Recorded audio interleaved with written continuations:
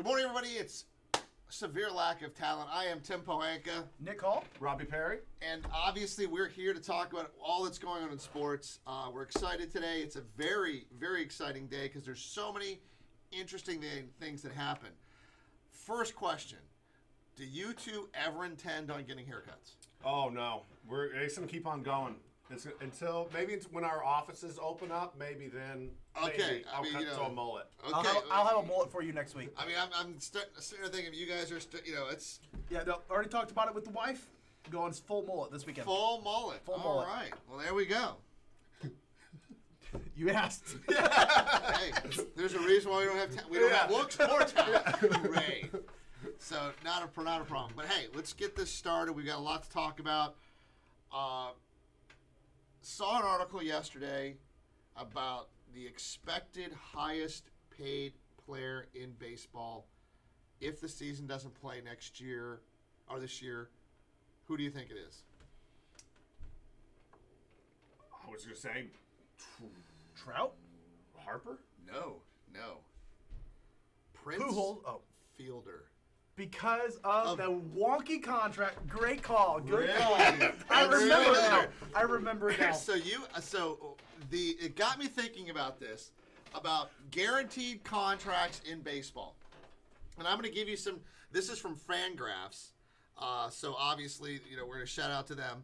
The Red Sox will have $30 million in it's not dead cap space because there's no cap, but in dead money for players that are either not on the team, that have gone on someplace else. Retired.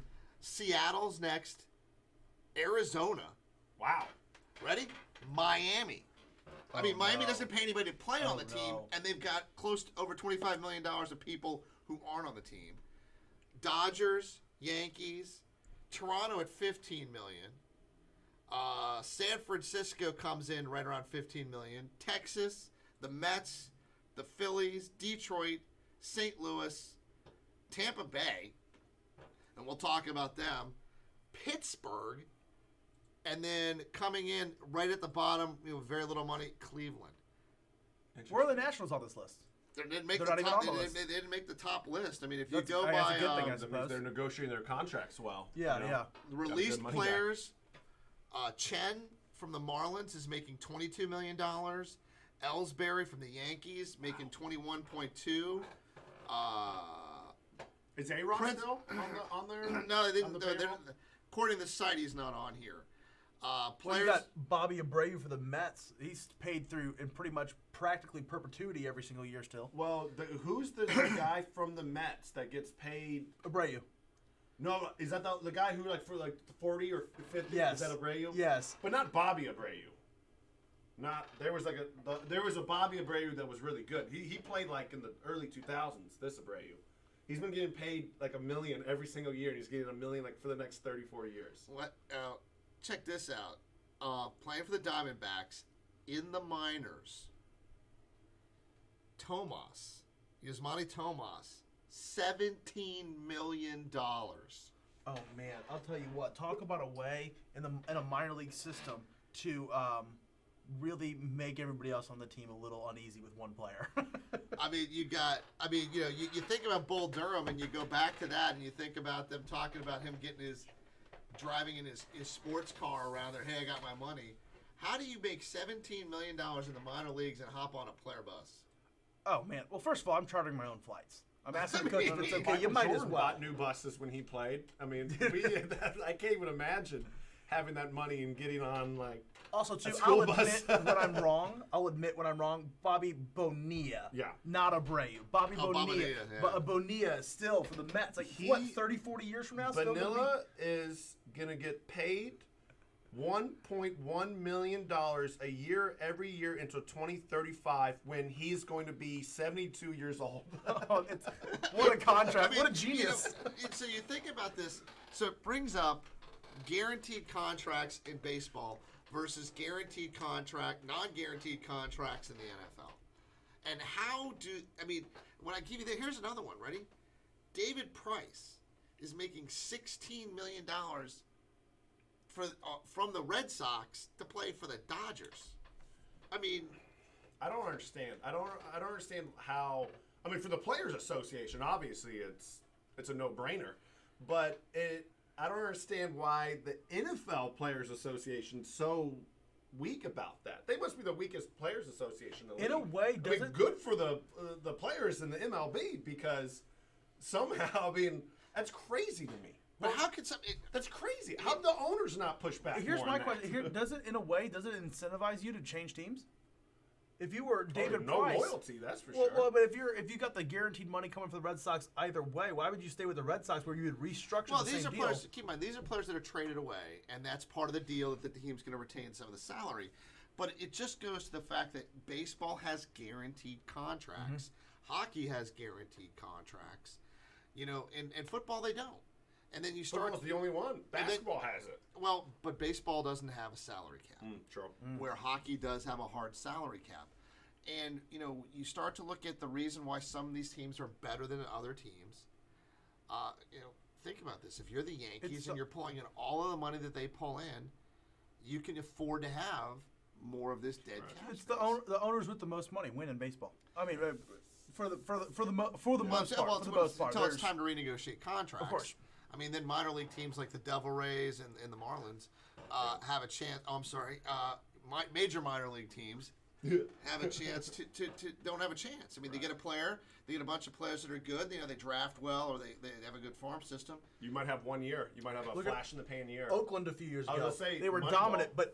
dominant, but it was all because of their system. Yeah. Then once those guys come up for They get contract poached. renegotiations, you They're can't not. afford them They get anymore. poached, yeah. And- So it's just it's one of those things where I get that. I mean, I understand there's economics to everything, but dang, to be paying for someone to they're 70 years old or some of these guys. I mean, the number one paid guy could be somebody who's been retired for 4 years. yeah. So here's a question: would you be able to be a fan of a team like that may be good once every 15, 20 years? Have a flash in the pan season.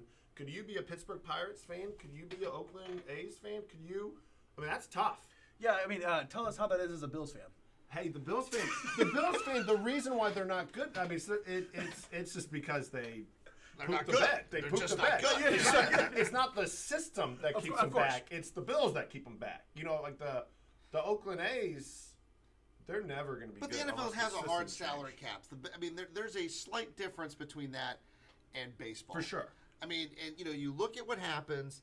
Keep in mind these contracts when they're negotiated, the Players Association looks out for the people who are currently in the Players Association.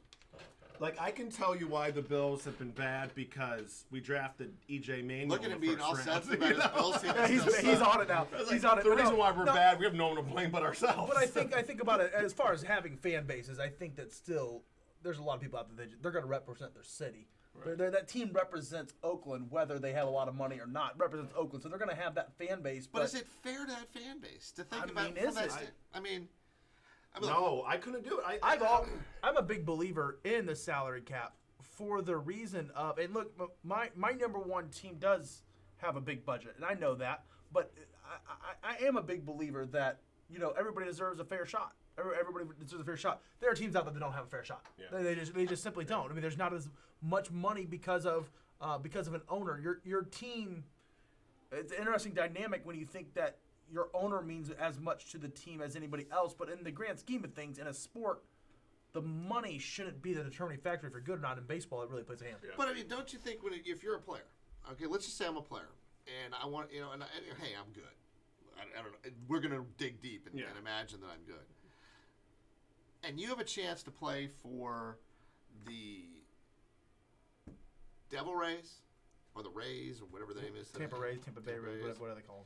Or you have a chance to play for the Dodgers, or you have a chance to play. Who are you going to play for? I mean, if you're good. Yeah, kind of. I mean, do you want to be good and be stuck on a team that's not going to build anybody else around you?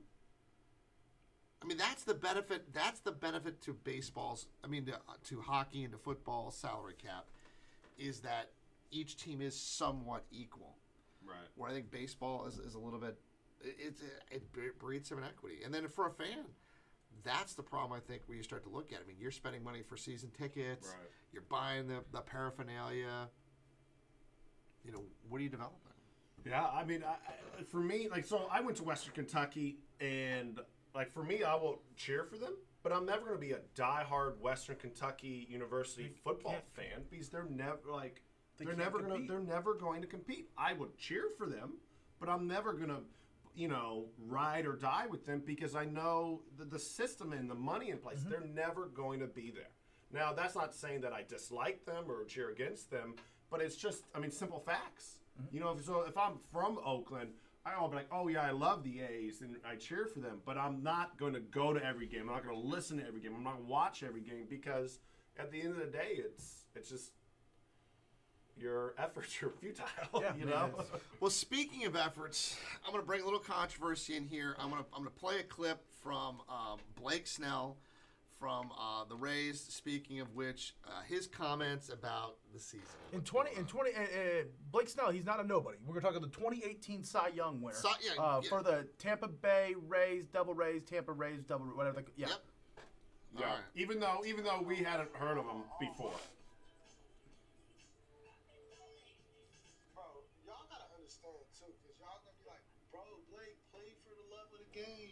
What's wrong with you, bro? Money should not be a thing. Bro, I'm risking my life. What do you mean it should not be a thing? It 100% should be a thing. If I'm going to play, I should be getting money I signed to be getting paid. I should not be getting half of what I'm getting paid because the season's cut in half on top of a 33% cut of the half that's already there. So I'm really getting like 25%. On top of that, it's getting taxed. So imagine how much I'm actually making to play. You know what I'm saying? Like, I ain't making shit. And on top of that, so all that money's gone. And now I play risking my life. And if I get the Rona, on top of that, if I get the Rona, guess what happens with that? Oh, yeah, that's in my body forever. That damage is not going to be, like, the damage that was done in my body, that's going to be there forever.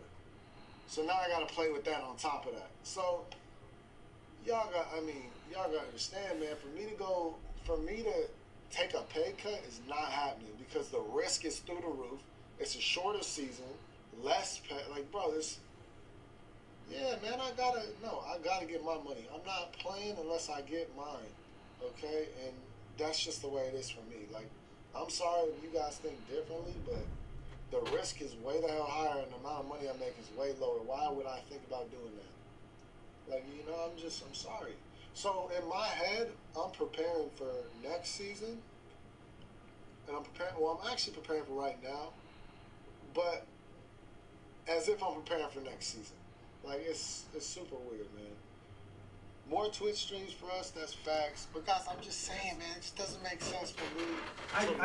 I just feel sorry for him from the perspective that his money is taxed. Man, I wish people would know that their salary is taxed. That's so unfortunate for him. But let's be fair of this. He has every right that every other employee, every other worker in the United States has. If he doesn't feel that he should have to work because he's scared about Corona, he shouldn't have to work. No, I completely agree with that. If he is sitting out because of safety, no problem with that. But now let's talk about how he handled it and the other things that he said outside of that fact that he said. Well, he's preparing. I don't know what a pitcher has to do to prepare for next year. I guess he's doing some mental imagery for, walking to the mound or something like that. First of all, make it very clear. I think we all agree if there is a player out there or an employee out there that does not feel safe, respect that. Now, let's talk about that he refuses to play for less money at a time when he will be playing half the number of games. Well, he even admits it. He knows he started that thing going, it's a short, and he stops because he knows he's about to contradict his own argument. He's not playing those same games. I'll tell you what, I wish I made a full amount of money for doing half of my job. Well, he's expected, he signed for $7 million this season. Next season, he's going to make, I think it's $10.5 million. The escalator. So he's got that's coming in. But he's risking his life. Because we know that the people on the mound are... It's just incredibly tone deaf, it seems like. And the weird thing is that people are also supporting him. Like Bryce Harper came out and said, "Oh, I agree with him. He speaks the truth." It's like, what? In a time like this where people are striving for you to come back and striving for sports and trying to really look up to you. And for him just to be like, nah, man, it's really about the money and I need the money. It's like, whoa, like you have this incredible opportunity to be like a light in the darkness and to be a beacon of hope and all this dramatic, feel-good stuff. And you are running away from this opportunity, and you're looking like a humongous punk in the whole thing. He's a but buffoon. you know, you said this. He has an opportunity to be this light. He didn't agree in his contract to be a light. Right. No. Right. He didn't. I mean, Charles Barkley. I'm not a role model. Okay, Charles Barkley. The people who I should be a role model to can't afford the seats to come here to watch me play. He's not a role model. But to your point about being tone deaf, how do you sit there and say, I'm getting taxed? Right. Yes. How, when there are 20 million people out of work, you sit there and you complain about you being able to make $2.3 million. First of all, I mean, without getting too much into politics, I think we can all agree that Mr. Snell, everybody gets taxed. Yeah. It's not a thing that you are being targeted with being taxed off of the money that you make. Everybody in America gets taxed. So there's that to think about. Now, entertainer tax is really bad, though. It is significant. Entertainer, Granted, but it is Their problem is that they're taxed in the different states that they play. True. But according to this, And he's in Florida. He doesn't want to play. Yeah. So I guess my big thing about that is that, you know, he made this about money. He didn't make this about safety. He mentioned safety, but he didn't make this about safety. That's not what is getting him hot. No, it's no, the money. it's the money. It's It the is- money. it It's is the taking money. a pay cut. It's taking a pay cut in a world that everybody is making severely less money. All these people are being laid off across the country. You know, our country's hitting a really rough time as far as economics go, just in general. And he's worried about his extra $2 million. Now, he's going to make millions. He would be making millions still by playing.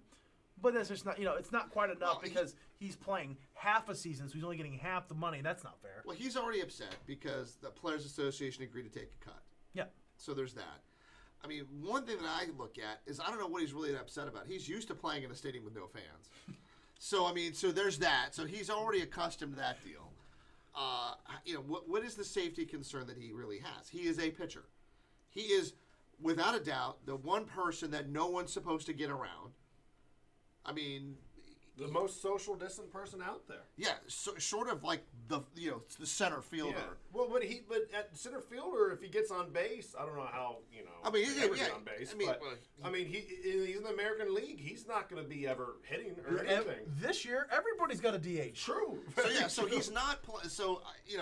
They can stick a bubble. I mean, but again, he's going to pitch 15 times. Right. It's My thing is, literally. I don't disagree. You know what? And even if he has the mentality that the money's the reason I'm not playing, all he had to say was, you know, I don't know quite yet if I feel safe for my family, and I'm weighing the options of possibly sitting out. Just say that, and guess what? Everybody says, you know, what a stand-up guy. Right. What a stand-up guy. But now here we're talking about him and the words that he said and the way that he construed them. Buffoon. Has he doubled down on it? Has he made any comment since? There's comments that go both ways. People understand people who said, yeah, I wouldn't want to do that. I wouldn't want to do that. I wouldn't want to do that. To the point, though, that it comes down to is when you start to look at all the players in the major leagues or any professional sport, if there is no money coming in, there's no money that can go out. Mm-hmm. And you look at, these guys, they wanted revenue sharing. Okay. Everything they talk about in every contract, whenever we hear about the contracts coming up, they want to talk about revenue sharing. Okay, now there's no revenue. Mm-hmm. What do you? Then they don't want to share anymore. Of course, but of course. I mean, you got to take the good with the bad. And if he doesn't want to play, he doesn't want to play. I have no. No, I have no issue with that. I have no issue with that. He doesn't have to. He shouldn't have to. So does he get? So he doesn't get paid if he doesn't play. I would hope so. If it's his choice, or is it the 300,000? I believe they all get paid the reduced amount that they were talking. Okay. But he does. But again, he doesn't want to. He doesn't even want to play for that. Yeah. He doesn't even like that. So and I don't know what he's thinking on that one. Also, will he ever be? So let's say they played. He says, "I'm not playing." if you're another guy in that locker room, would you truly treat him the same coming back, or would you be like, man, you quit on us? Well, and I know I'm trying to play a little bit devil's advocate because I'm thinking like, hey, if I'm risking my life, quote unquote, why are you not doing the same? I'm not going to care. Each of us signed our own contracts. Yeah, right. Each of us made our own deal. I mean, yes, you want to have some team spirit and team unity, but you knew what his personality is not different today, right, in that locker room or in that clubhouse than it was last year. And you know as a player who is in it for the money and who's in it for the love of the game. I wish that we can get, I would love to see somebody's opinion out there that's actually defending every word that he's saying. Not defend the fact that he doesn't want to play. Perfectly fine with that. I have no issue with that. I want to see somebody come out here and really say, it isn't fair that they're playing half the games and making half the money because of that. I want to see that. So like you said, as a starting pitcher, he pitched 15 times over the course of the season. So does he want, and this is like, does he just not want to play this year? I think he just wants to get his pay. I think he wants his $7 million. But that's not happening. So this is I think where his argument doesn't make any sense. Is that if you want more money than we're going to get if we don't play, we got to figure something out. You're going to have to take a pay cut. Otherwise, if everyone doesn't agree, then there's not going to be any baseball, and then you don't get nobody gets money. The owners don't get money. Your teammates don't get money. You don't get money. You get I think if they don't play, I think it's like $300,000. That's the most somebody can make. That's not much for these players. For most of us, $300,000 is nice. But not with the lifestyle that they're not used to. When you're used to making $7 million.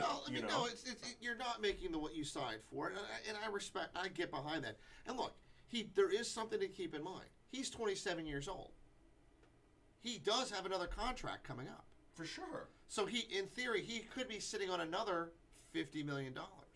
But that also, yes, for sure, he has more money. But also, it'd be one thing if this was a 19-year-old kid saying this. 27 years old, you got to be a little bit more aware of things, of life and consequences. And the fact that he's 27 and still this tone deaf is, if you're Tampa, you're like, wow, do you want to give this guy another big contract?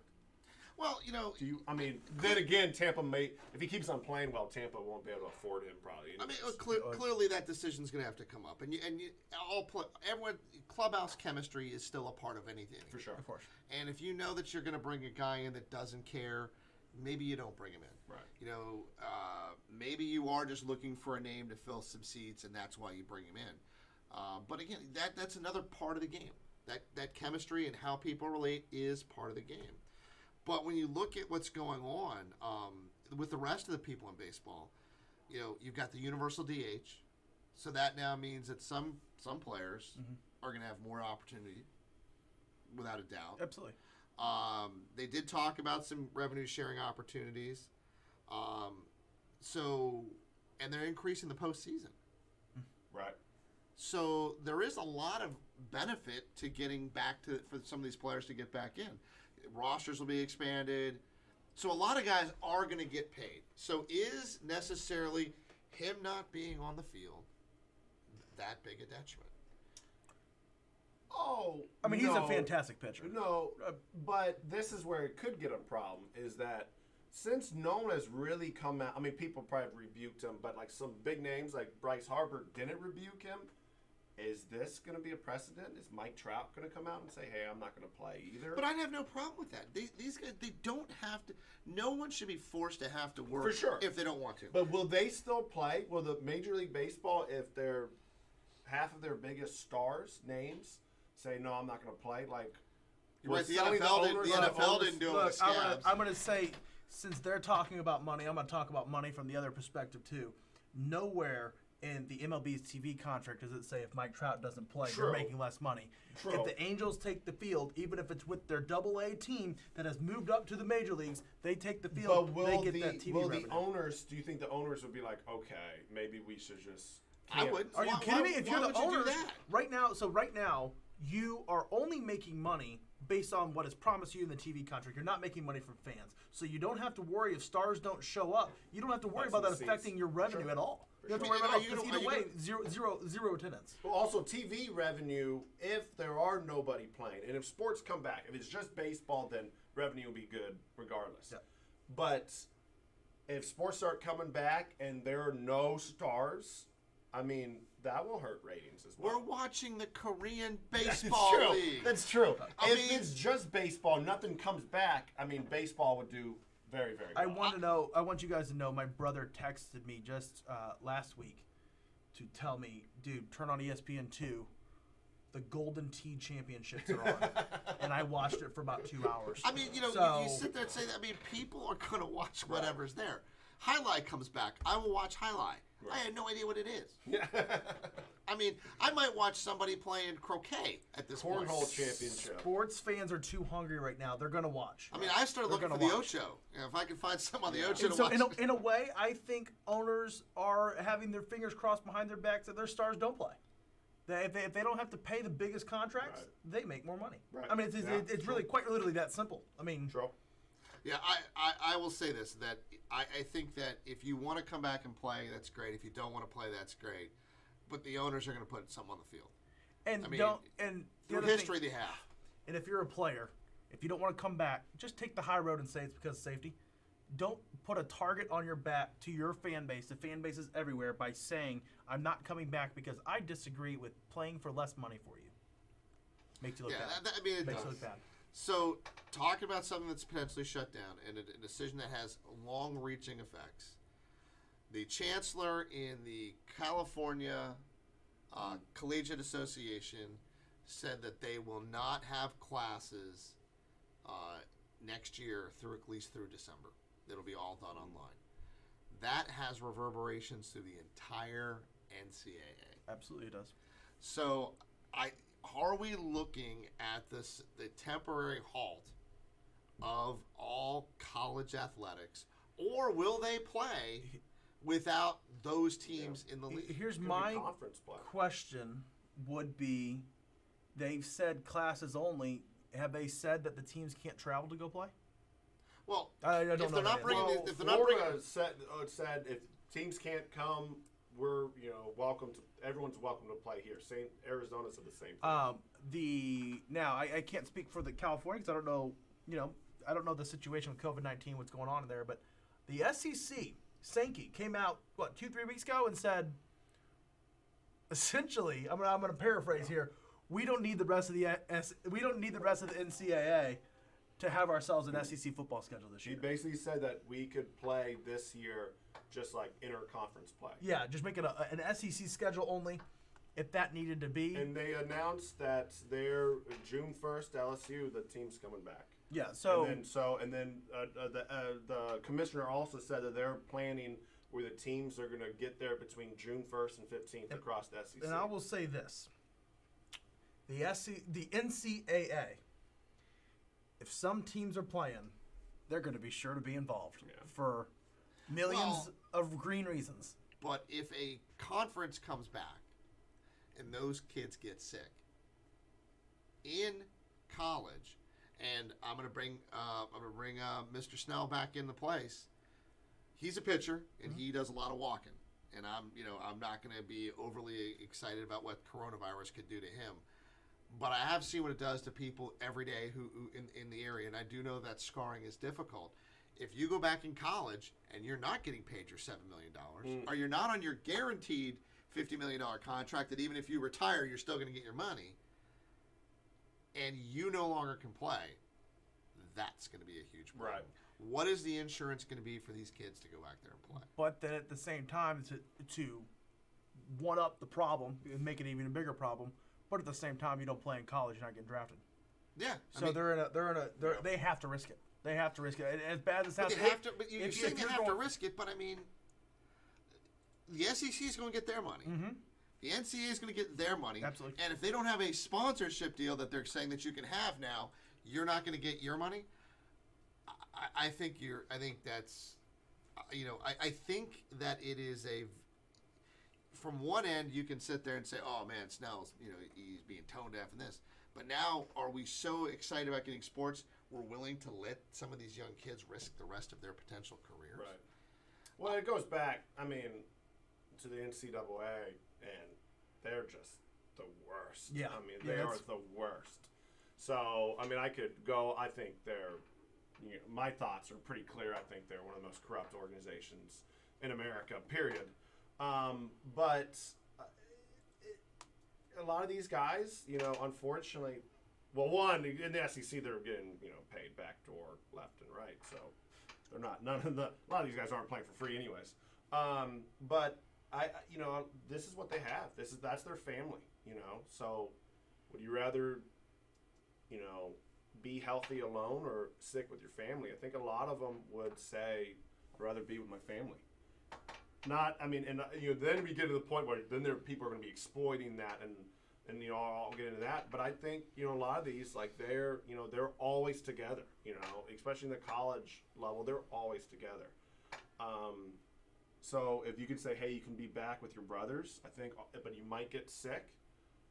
Not just even the playing aspect, just the camaraderie, together. I think a lot of them would be like, I would take that risk. So do you think that they should lose their eligibility if they don't play? If they say, look, I'm not willing to play this year, should they get to keep? Should they keep their scholarships and not lose a year of eligibility? Oh, It's a tough question, especially if some teams aren't able to play across the country.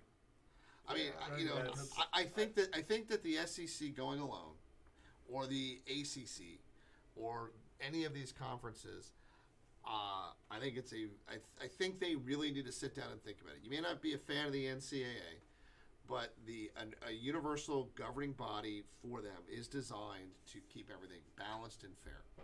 And then if everyone's going alone, you've got anarchy. Mm-hmm. So it's an interesting thing. When we wait and find out what's going on. Well, the other thing too is, what if some conferences play? The conferences take it upon themselves, but it's not an NCAA season. right. Oh, I think that's going to be likely. It could be, NCAA asterisk no 2020 season, and then SEC will just basically Claim a winner. just claim a winner for the SEC. ACC, they'll all claim their own champions. If they want to play a championship game, I think that Just won't be NCAA. One, there'll be a safer way if it's only but I mean, I'm not making those decisions.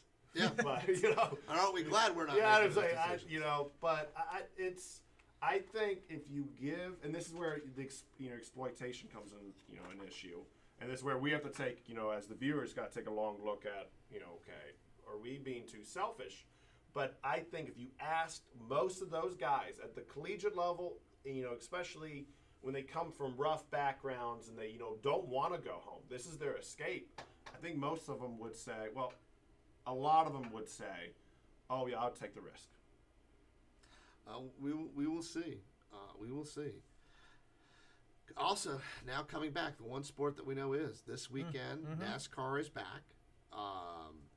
They've got screening at the track. Announcers are going to be at the studios. Crews are all going to be face masked. Haulers are spread out. They are taking some super steps to ensure that they can come back. How big, when you look at what the expected television audience is, I was watching I read a news article that they are talking to people in the UK on how they can watch it. Wow. How they can stream it. With Formula not playing, right? Not there. Is this going to be the most watched? Could this rival a Super Bowl or a World Cup for viewership? Well, hopefully it does really well. Hopefully the ratings do really well, and also hopefully that it goes as well, in the behind the scenes as the UFC did. UFC did great. Because then if they keep on putting these sporting events, which have more than 10 people, which have more than 50 people, behind the scenes, it could help sports in the fall. It could be speed it up. It's gonna speed up a little bit. It could speed it up. So I am 100%.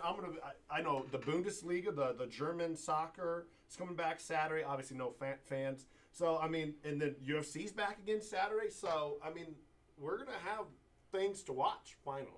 So I'm definitely, I'll be tuned in for sure. I'm gonna 100% be tuned in. Okay. And then lastly, because I know we're running out of some time, but I want to end on something that is interesting. Fox Sports is talking about piping in fake crowd noise and digitizing fans in the stands. So we talk about, in Korea where they had the signs up there with the face masks. Fox has been known for going outside the box. I mean, they're the ones that gave us the glowing hockey puck before HD. So, and then you look at all of the other crap that's on the screens when we're watching a game. Is fake crowd noise going to be something that you're going to be excited about? I think I have no idea, but why not try it? I think that a lot of times, yeah. Now, am I excited to see a fake crowd? No, but I think crowd noise absolutely affects the viewers' excitement level through TV. There's no doubt it does. I think definitely it does. Yeah. I mean, that's why they put laugh tracks in. It's exactly why it helps. Yes. You are 100% So right. would they have to? I guess they would have to probably push the delay a little bit more, right? If you're gonna have a touchdown, are you gonna have enough time to insert, hey, loud applause that the home team? Well, I mean, scores? Madden football can get it done. So I mean, imagine it can't be. I mean, it's got to be some level of. Yeah, but I would like to see both because the UFC, while crowd's better because nothing gets the crowd, the momentum switches, but you don't realize how hard those people punch until there's no sound. And you hear somebody hit a face and you're like, oh my goodness! Oh no! So it adds a level, but at the same time, I would still rather have live a crowd, actual live audience. But I think trying both. From a football standpoint, silence. I don't know if I would like it. Silence, it's. Well, you're not really getting the ins and outs. The reason UFC was so cool is because you don't ever hear the coaches, and now you all of a sudden you do. Football. Well, that's a little weird. Keep about this. It does take a lot of the home field advantage away. For sure. When you're playing at certain stadiums, it's taking all that away. And by the way, next week we're going to be talking about football stadiums, so be ready to go on that. But it's a huge difference. I mean, if you're prepping to go play in Seattle at the end of the season when the playoff hunt is happening and there is no crowd noise, it is a heck of a lot easier than playing. Quite literally, the only now home field advantage is that the visiting team slept in a hotel. There's travel. No, if you're a West Coast team, East Coast team, and you've got your East Coast team coming west, you've got some and weather if you're a warm team. Yeah. If you're Miami, last game of the year, Miami plays in Buffalo. No matter how bad Buffalo is, Buffalo's going to beat Miami this year. Just because usually if someone comes by with a little plow and plows the thing before they kick a field goal. yeah. There's the crowd is the number one factor, though. I think Easily. that almost everything becomes a little bit more neutral site without crowd. I mean, the nice thing for the Redskins, especially in basketball, is now they actually have basketball. home games. Because they're used to be having every game on the way. So they're used to all away games. Right. So they'll be excited about that. Dan Snyder, you were still welcome to come defend everything we're saying. So that's going in there. And I want to end it on this. Interesting thing that came up, and I just thought it was crazy. There was a rumor that Seattle was going to trade Russell Wilson to Cleveland for the number 1 pick to pick up Baker Mayfield. Talk about a trade that, if it had happened, it would have been the craziest trade. It was a rumor that was out there that had been said. And that's why there's a no trade clause in Russell Wilson's contract now. Why would you ever? Even if it's Trevor Lawrence. They must have really liked Baker. Or they really thought that they could free up a lot of cap space. And they thought their team was good enough where they were like, hey, we can play with a rookie. I mean, it's actually, when you think about it, when the Seahawks were dominant, Russell Wilson was on that rookie contract still. So I can get their thinking. That being said, Russell Wilson's a Hall of Famer. It is a prime. If you think about it, you look at it, we still don't have Prescott with a contract. Right. So Prescott still does not have a contract. Andy Dalton to the rescue. We talked about it last week. Andy Dalton is now looking, and it's looking more and more that Andy Dalton was signed to put pressure on Prescott, plain and simple. And then if you look at them, I still disagree. Rockets. I still disagree. I think Dak Prescott plays on the $30 million franchise tag for a year, and then they go back and assess that. I mean, I don't think that's a big deal. I don't think it's a big deal. We won't get to the season. The Cowboys won't let it happen where he's not able to play. That doesn't happen. They might not get a long-term contract done before. But they'll. But like, if he takes his franchise, I think it's 30-something million. I mean, that's not terrible for Dak. Well, keep in mind, the Cowboys can still pull it. They can. They could pull this. Because he hasn't signed it yet. He hasn't signed it. They could pull the franchise tag from him. I'll tell you what. That will be the biggest mistake. They won't. They won't. They won't. You can't possibly think.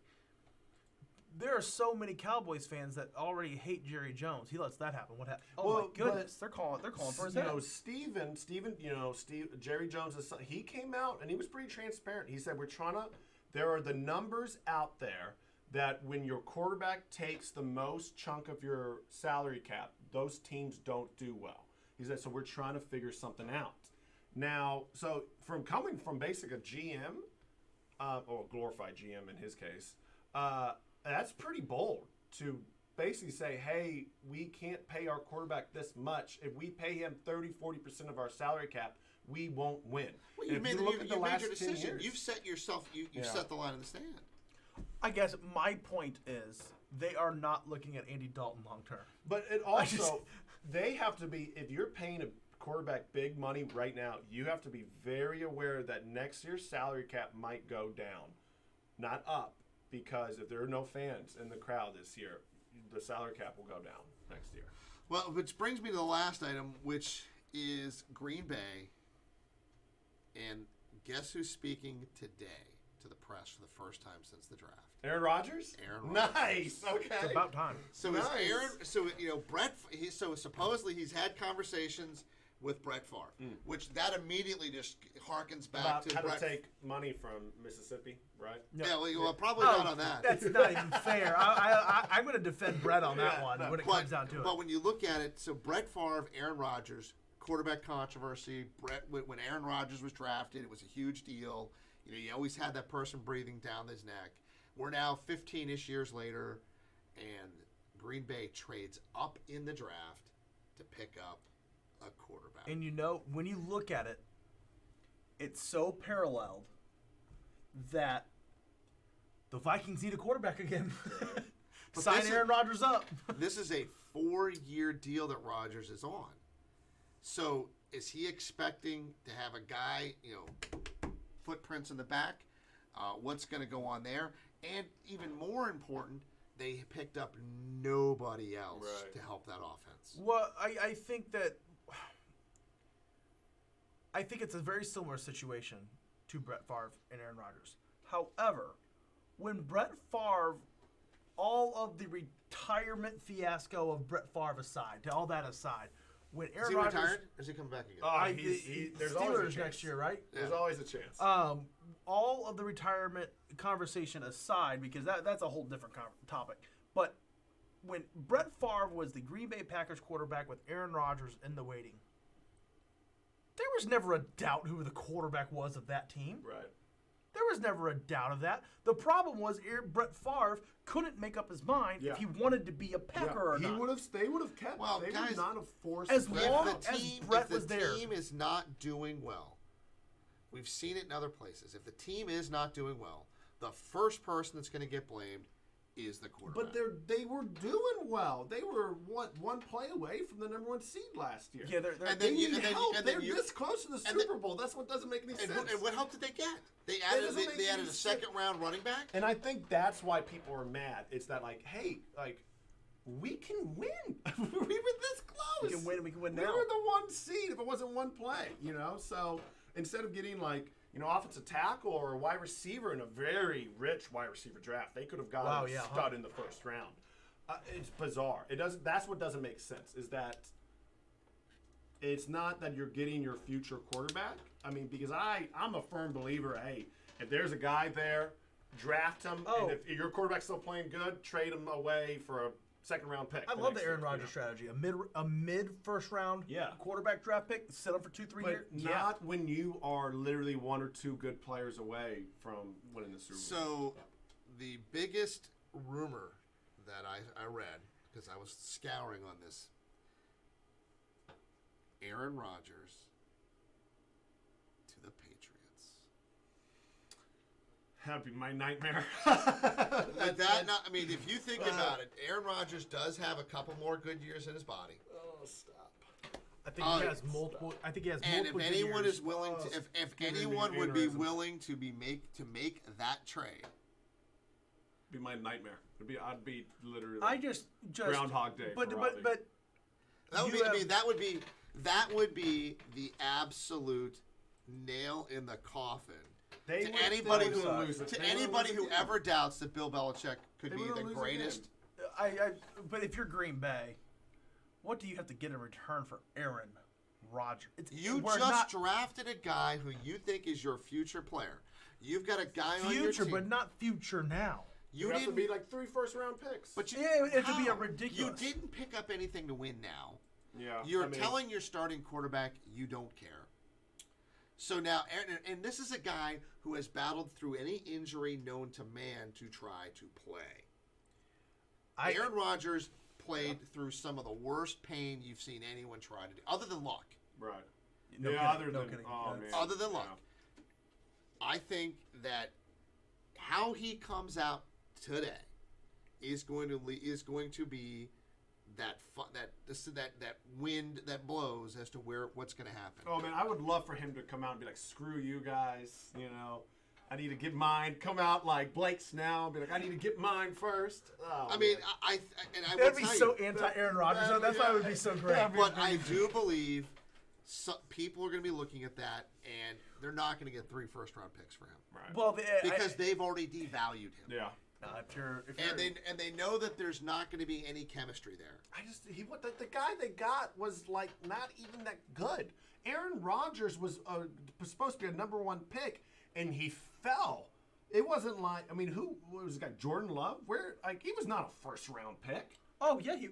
Nuts. I would never considered him a first-round pick. I just think that even He wasn't Aaron Rodgers. if good. Aaron Rodgers, if we even think he has 2 to 3 years left, I do think you get 3 first rounders. Oh, he's the good, he's the best quarterback other than Patrick Mahomes out there right now.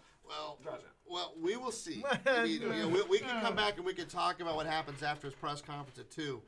We can bring it back up. But I will tell you, I think you're going to see an Aaron Rodgers who is going to try to be as humble as he can be, but who is clearly miffed. Yeah. I mean, Brett Favre, again, for him to call Brett, who, to talk to him, and Brett Favre's exact phrase was, I talked to Aaron Rodgers, and the Green Bay Packers burned a bridge. It's not like he's got another contract to re-sign with them. This is about how he personally feels.